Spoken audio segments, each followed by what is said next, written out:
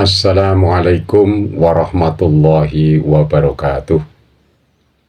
Bismillah, alhamdulillah, wassalatu wassalamu ala rasulillah wa ala alihi wa ashabihi wa mawalah. La hawla wa la quwata illa billah. Asyhadu an la ilaha illallah wa asyhadu anna muhammadar rasulullah. Allahumma salli ala Muhammad wa ala ali sayyidina Muhammad. Para pemirsa YouTube, anak-anakku dari MAN 1 Trenggalek yang saya hormati, selamat bertemu kembali pada materi kita. Kali ini ada 3 bahasan. Yang pertama adalah Saddud Dzari'ah. Saddud Dzari'ah adalah menutup jalan yang bisa mengarah pada kerusakan. Misalnya hukum jual beli itu adalah mubah.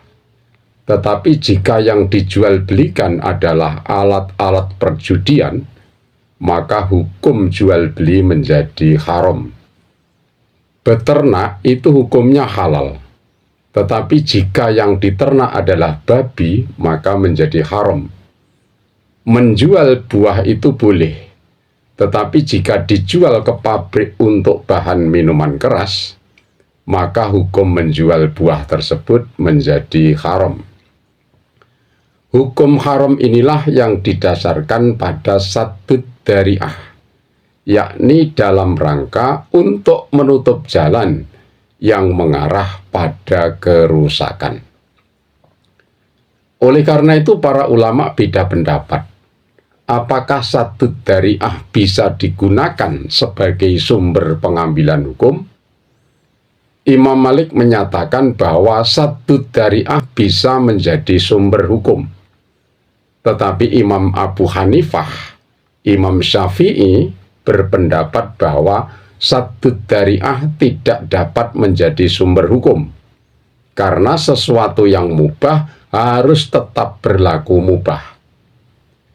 Mengapa ulama beda pendapat? Jika kita cermati, perbedaan tersebut lebih disebabkan adanya perbedaan kasus.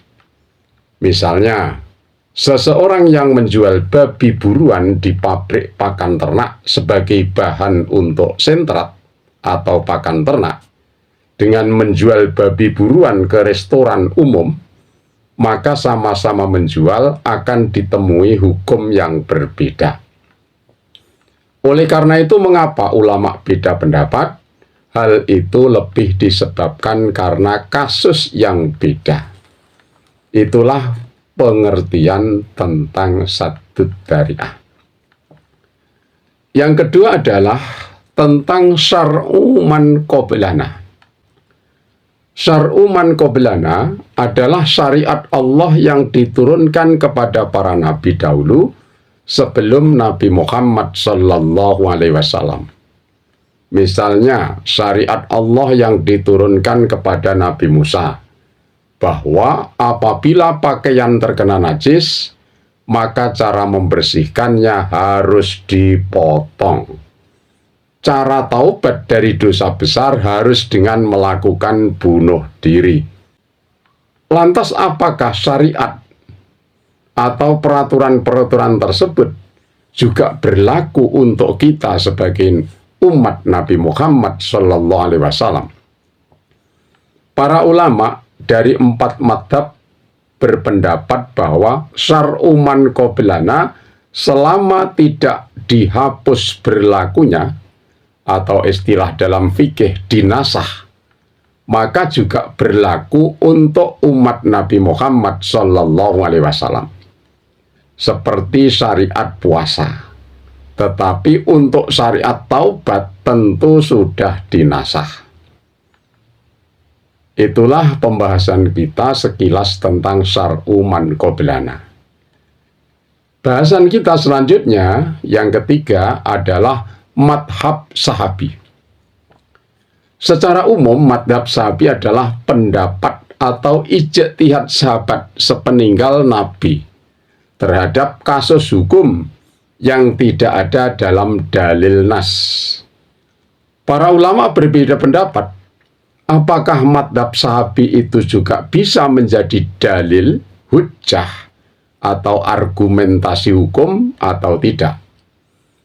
Menurut Imam Malik, Abu Bakar Ar-Razi, Abu Sa'id, Imam Syafi'i dalam pendapat lama atau istilahnya qaul qadim, juga Imam Ahmad bin Hambal, bahwa madhab sahabi bisa menjadi hujjah. Sedangkan menurut pendapat jumhur Asy'ariyah, Mu'tazilah, Abu Hasan Al-Kharhaq, juga Imam Syafi'i dalam pendapat terbaru atau qaul jadid menyatakan bahwa madhab sahabi tidak bisa menjadi hujjah. Jika kita analisa, maka perbedaan tersebut tidak lepas dari perbedaan sudut pandang. Jika persoalannya adalah urusan ibadah mahdoh, maka cenderung ditolak untuk menjadi hujjah. Tetapi jika persoalannya menyangkut urusan duniawi atau muamalah, seperti kesepakatan dalam persoalan pembukuan ayat-ayat suci Al-Quran, maka cenderung diterima karena itu untuk kemaslahatan umat. Apalagi hal itu juga merupakan ijma' sahabat. Adapun apabila masih merupakan hasil ijtihad seorang sahabat, seperti fatwa Utsman bin Affan mengenai panggilan tambahan di hari Jumat berupa adzan tambahan sebelum masuk waktu, maka hal itu terjadi ikhtilaf di kalangan ulama. Itulah sekilas tentang madhab sahabi. Demikian anak-anakku, semoga menjadi tambahan ilmu bagi Anda semua. Demikian, billahi taufiq wal hidayah. Assalamualaikum warahmatullahi wabarakatuh.